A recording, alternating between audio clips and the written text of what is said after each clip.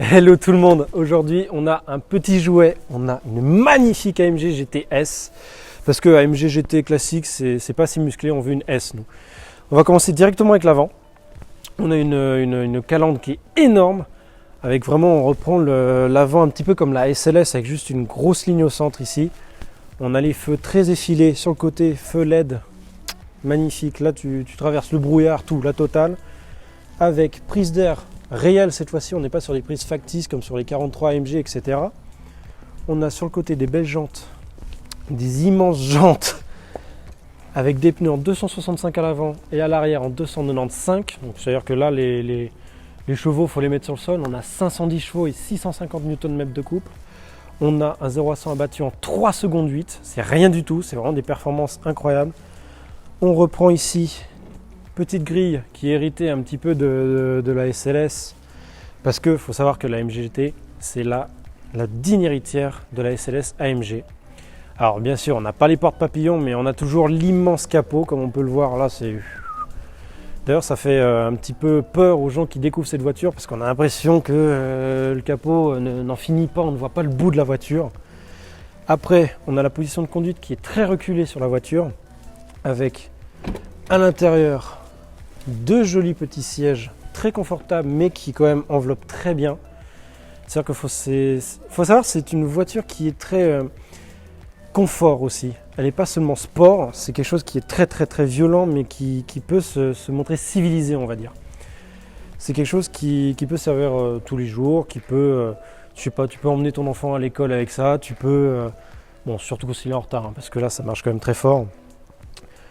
Qu'est-ce qu'on a d'autre à dire dessus? On a les freins qui sont normalement très efficaces, hein. On n'est pas sur du frein BMW qui freine pas.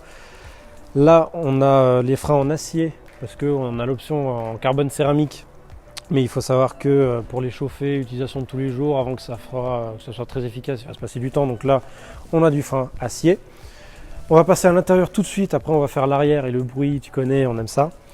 Donc les sièges hyper confortables. Je rentre dans cet immense cockpit, badge AMG, comme ça tu sais dans quoi tu roules. Ici Burmeister pour les enceintes, et là on a vraiment le cockpit, volant Alcantara, les palettes, toutes les bouches d'aération ici, toutes les commandes, tout est à portée de main. Là tu as vraiment le engine start and stop, les boutons, tu as juste à glisser ta main dessus et c'est bon, là tu pars en enfer. Avec le sélecteur de mode, avec confort, sport, sport plus et race si tu veux mourir. On a un toit ouvrant quand même pour le côté un petit peu bronzette, etc. Elle existe aussi d'ailleurs en cabriolet, c'est la AMG GT-C. On a la AMG GT-R, la GT-R Pro, etc. Elle est sortie en 1001 versions différentes. Et puis les compteurs qui sont physiques. Il faut savoir que c'est une voiture qui a été lancée en 2014, si je me souviens bien, 2013-2014. Donc on n'avait pas encore les cockpits full digital, un petit peu à la Audi. Et puis après on reprend voilà, à l'intérieur des petits rangements, le petit levier de vitesse qui est minuscule, mais qui fait très bien le boulot, parce qu'on va pas se mentir, tu ne changes pas les vitesses là-dessus en permanence, c'est pas une boîte manuelle. Le petit logo AMG qui est donc pour te rappeler encore une fois dans quoi tu roules, avec le Halterbar qui est gravé sur le cuir de la console centrale. Et encore une fois, des petits rangements, les papiers du véhicule comme ça, hop, je peux partir avec et la déclarer comme vendue. Après, on va passer, je pense, directement au capot, on va voir le cœur de la bête. Hop, je remets mon pantalon comme il faut. Et là, on retrouve un capot immense, encore une fois. Je ne vais pas m'amuser à le faire comme dans la vidéo de la SLS. Si tu te souviens bien, la vidéo de la SLS, si tu t'es abonné déjà dès le début, tu l'as vu forcément, où tu peux lever le capot complètement à 90 degrés, ou 90 pour nos amis suisses. Donc là, 4 litres V8 avec les biturbos qui sont juste là. C'est-à-dire que bon, là tu peux t'amuser à encore toucher à peu près à tout, mais bon, je te conseille pas, sinon tu meurs. C'est un moteur qui a été utilisé à peu près dans pas mal de voitures. Il a été repris sur toutes les AMG. C'est le 4 litres. Je n'arrive plus à parler, c'est super. Le 4 litres. 4 litres. Ouais. 4 litres qui est repris sur la C63, la E63, etc. Mais qui est repris aussi sur l'Aston Martin DB11 en V8 et, si je ne me trompe pas, sur la V8 Vantage. Mais avec bien sûr un cache moteur Aston Martin pour dire c'est anglais, c'est beau. Mais c'est Dodge qualité en dessous, ça tombe pas en panne et là tu es tranquille. Moteur qui est derrière les roues, ce qui fait que là niveau équilibre des masses, etc. C'est parfait. Là c'est pas tu tournes le volant, l'avant il part comme ça, tu finis dans le mur, non pas du tout. Là c'est quand même bien pensé, hein. On est quand même 2014, les ingénieurs de chez AMG, c'était pas à l'époque, tu mettais 600 chevaux à l'arrière et il n'y a que Dieu qui te protège, hein. Hop, on casse rien, ne vous inquiétez pas. On va passer à l'arrière. Parce que encore une fois, elle s'appelle la AMG GT. Pourquoi GT? Parce que Gran Turismo, qui dit ça, dit confort, grand coffre, et on peut partir en vadrouille avec, on peut partir en vacances, tu peux mettre un cadavre derrière, ou ta femme si elle commence à te prendre la tête. Double sortie de pot, les magnifiques optiques à l'arrière qui sont mais un design incroyable, moi franchement j'adore ça. Ils ont été très légèrement teintés, moi je trouve que ça redonne un côté encore plus dark parce que la voiture elle est full black, calandre noire, les logos noirs, tout noir, ça j'adore. 2 vraies sorties de pot. Parce qu'on n'est pas sur les jolies petites voitures modernes, par exemple les Audi S5, S6, où tu vas avoir un diesel avec deux fausses sorties de pot, avec les pots qui crachent en dessous le bon gasoil qui sent bon. Un diffuseur arrière qui est très élégant, etc. Il faut savoir qu'on a aussi une option avec le pack aéro, avec un aileron qui du coup sera fixe. Là on a celui qui peut être rétractable. Et je pense que maintenant, tout ce qui nous intéresse, c'est de démarrer la voiture. Pourquoi? Parce que ça fait un bruit du tonnerre. C'est encore les derniers. Enfin, les derniers, c'est les tout premiers V8 turbo qui sont sortis chez AMG. Mais là, ils ont fait un effort sur le bruit. C'est plus l'aspirateur Dyson comme on a aujourd'hui. Là, il y a un vrai bruit quand même. Avec l'option ouvrir les clapets. On attaque. Et c'est parti.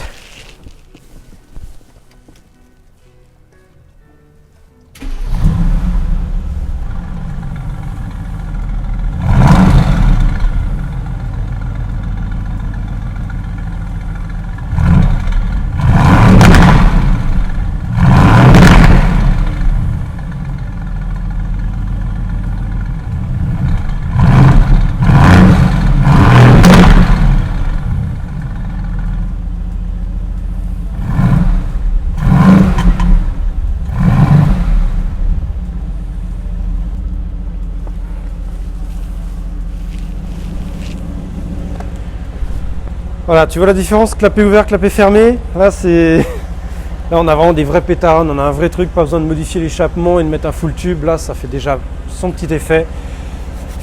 Et là, maintenant, tout ce qu'on veut, je pense, c'est faire un petit tour avec. Donc, on va prendre le volant, on va voir ce que ça donne sur route. Alors, vous inquiétez pas, je ne vais pas l'exploser contre un mur, hein. On fait ça quand même dans les règles de l'art. Et puis, j'ai surtout pas envie de finir avec une dette de 50 millions. D'ailleurs, si vous voulez en acheter une, n'hésitez pas parce que c'est une voiture qui est parfaite. Enfin, parfaite. Pour ceux qui aiment le sport. Après, si tu aimes confort Rolls-Royce, non, ça te plaira pas. Mais c'est une voiture qui se trouve dans les 80-90 000 avec un kilométrage très raisonnable. Il faut savoir que c'est des moteurs qui tiennent très longtemps. Et puis, on va arrêter le blabla. On va directement passer derrière le volant. N'hésitez surtout pas à nous suivre sur Insta, pgr.59. Supercar Suisse qui n'est pas derrière la caméra cette fois-ci, il est juste sur le côté, là on le voit, là il est là. Et ASXI qui est là, derrière la caméra, qui tire le stabilisateur qui commence à trembler, là on voit que ça commence à devenir un peu lourd. N'hésitez pas non plus à donc follow, mettre la petite cloche des notifications, etc. sur YouTube, commenter, machin, blablabla. Comme d'habitude, le speech classique est sur le site supercar6.com, là où je fais les reviews des voitures. Allez c'est parti, on tente. C'est vrai que ça c'est très impressionnant avec la longueur du capot.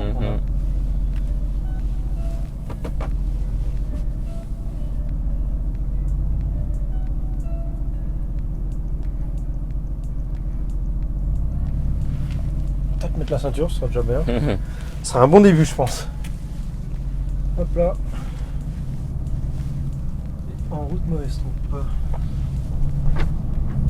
Alors du coup, on a 510 chevaux, 6 150 Nm de couple, le tout sur les roues arrière.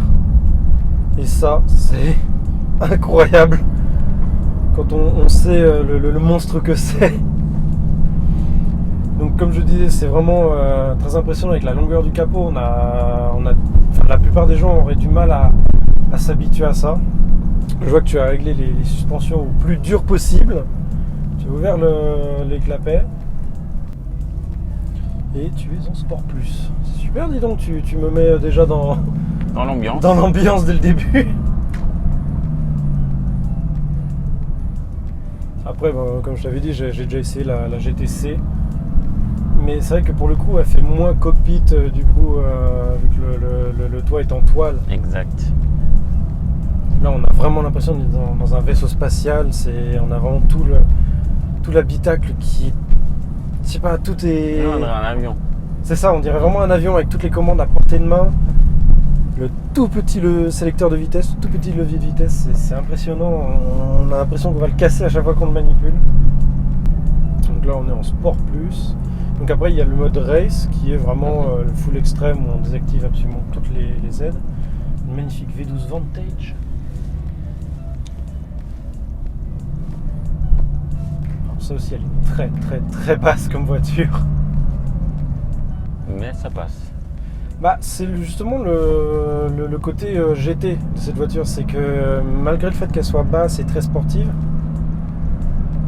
elle reste utilisable tous les jours. C'est-à-dire qu'on ne va pas non plus vraiment aller faire les courses avec, mais on va pouvoir l'utiliser quotidiennement, entre guillemets. Dans le sens où les dodanes ça passe, c'est pas comme une M4 GTS où on frotte vraiment à chaque dodane.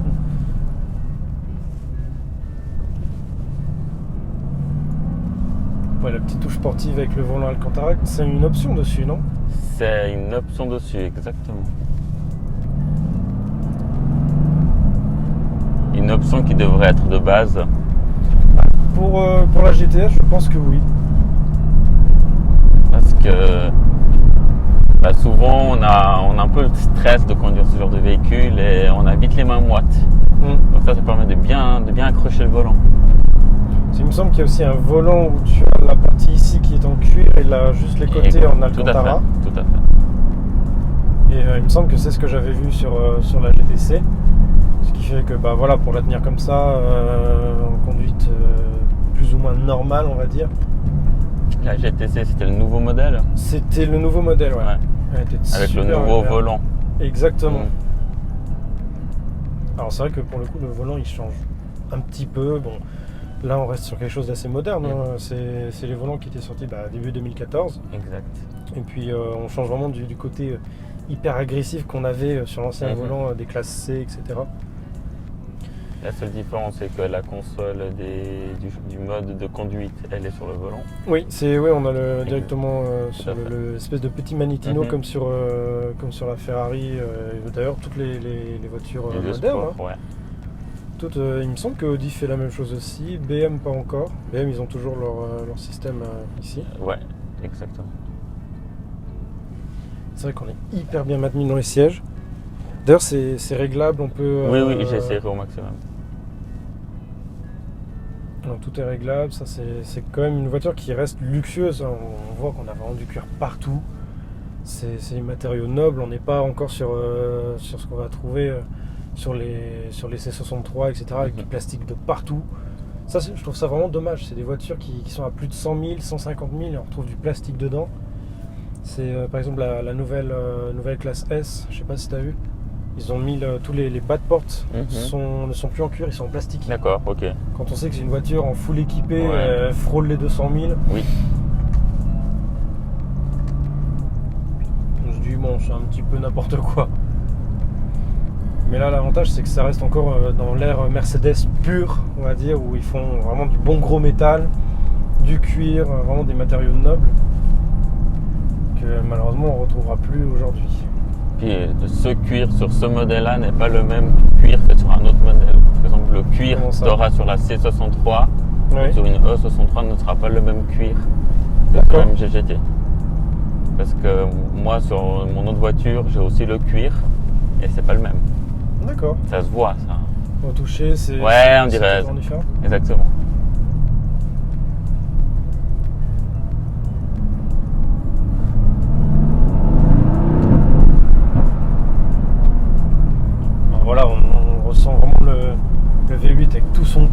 pétarades à l'arrière, parce que ça c'est un grand problème avec les AMG modernes, c'est qu'on n'entend plus rien à cause des normes européennes, etc. Et même les turbos qui étouffent beaucoup le son. On a perdu ce côté très agressif qu'on avait sur les AMG. Je sais pas, t'as la SLS AMG qui faisait un bruit incroyable. Là sur la AMG GT, les premières générations, on a vraiment un bruit qui est resté assez puissant malgré l'apparition des turbos. Et ça, moi je trouve que c'est tout à leur honneur et c'est vraiment rare d'avoir des voitures modernes qui font autant de bruit. Aujourd'hui, on est obligé de modifier les lignes.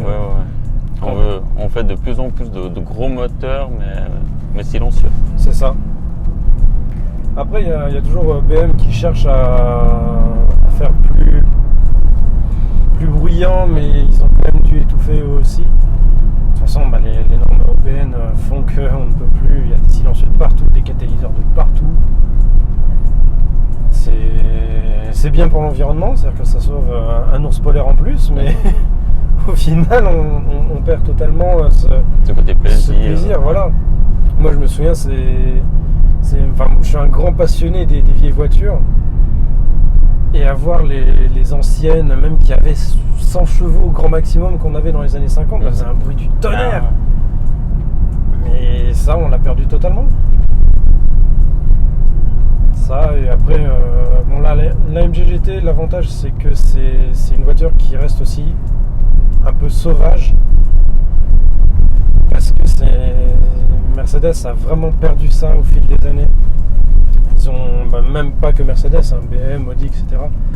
On a des voitures qui peuvent se conduire à peu près par tout le monde. Et je trouve ça vraiment dommage parce que j'ai connu des AMG, les anciennes C63. T'arrivais au fond du compteur à 7000 tours, tu sentais l'arrière qui commençait à passer, tu disais ouf. Là, tu commençais à transpirer. L'AMG, l'AMG GT, GTS, etc. Je retrouve encore plus ou moins ces sensations-là. Mais sur les modernes, la E63 que j'avais essayé, on ressent rien. Rien du tout. On ressent rien. Ça accélère fort, c'est sûr, mais c'est pas aussi violent que j'ai pu le connaître au niveau de sensation.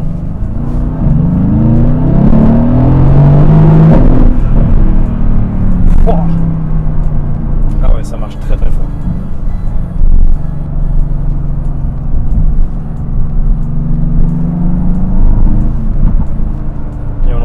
Vraiment bien fort les pétarades. C'est quelque chose de super envoûtant en fait. On a envie de plus à chaque fois, on a vraiment envie de la pousser au maximum. Mais encore une fois, c'est l'ancienne génération de AMG, donc c'est pas à mettre entre les mains de tout le monde. Et d'ailleurs, je suis en train de réfléchir, mais j'avais essayé la DB11 qui a exactement le même moteur que celle-là. C'est une voiture qui est plus discrète niveau bruit d'ailleurs. Elle est plus civilisée, plus confortable, agréable, douce, plus dans l'esprit GT encore.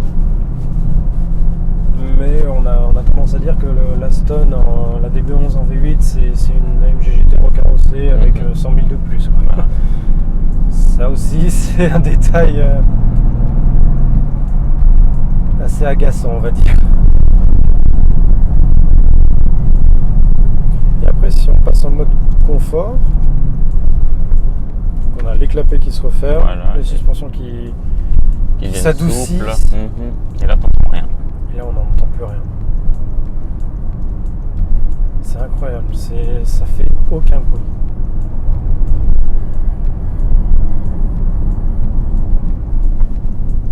En mode confort, on tourne en dessous des 2000 tours minute.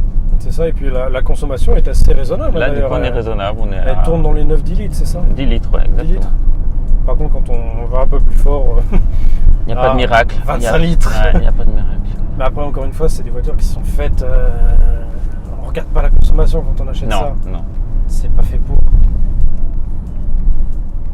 C'est des voitures qui sont beaucoup plus. Qui sont vouées à être roulées entre guillemets vite et fort. C'est pas des voitures qu'on va utiliser pour se promener en ville, etc. Encore moins pour la laisser au garage. C'est ça. Alors, je suis pour et contre le fait de laisser ce genre de voiture au garage. Contre parce que quand on achète une voiture comme ça, il faut en profiter. Mais pour,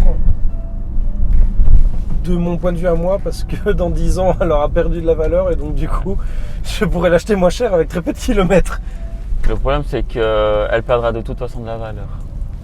Si elle roule ou si elle ne roule pas. La SLS, du coup, sa grand-mère, on va dire, sûr. Elle était très bas dans les prix. Elle était en dessous de 100 000 à l'époque. Et quand celle-là est sortie, elle est remontée. Ah oui, 200, elle a pris une cote. Ouais, 200-300 000. Hein. Elle a pris une cote. Donc voilà, on a fini notre petit tour. N'hésitez pas encore une fois à nous suivre sur Instagram, PJR.59, Supercar Suisse, ASXI. Et ton Instagram, c'est IG Joël Gomez. D'accord, on va le mettre dans le montage à l'écran. Et puis, n'hésitez pas à liker la vidéo, vous abonner et regarder d'ailleurs la vidéo sur la SLS, qui est un petit peu dans le même esprit. Salut la famille et à la prochaine.